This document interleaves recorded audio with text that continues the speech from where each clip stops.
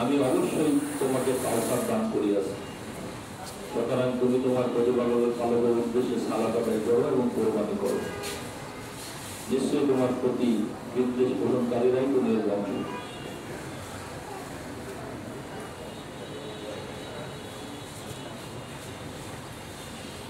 এই সূরার শাব্দিক অর্থ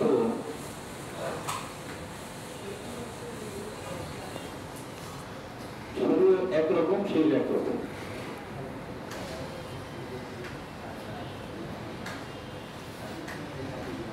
রাসূল পাক সাল্লাল্লাহু আলাইহি ওয়াসাল্লাম হযরত আনাস থেকে বর্ণনা আছে, আপনি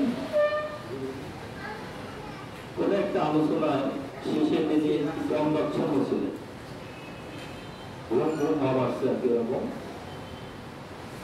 সাহাবীরা বসে আছেন।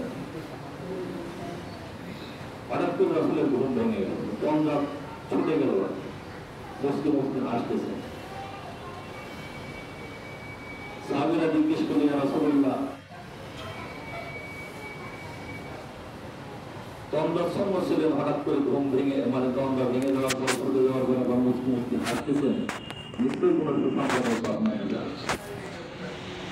কি সেই সুসংবাদ?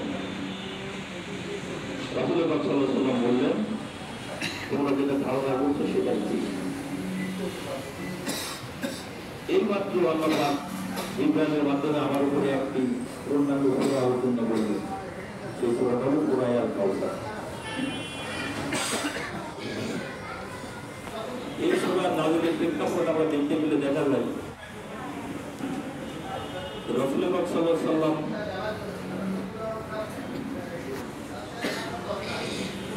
এরপরে পুত্র সন্তান ছিল, সর্বশেষ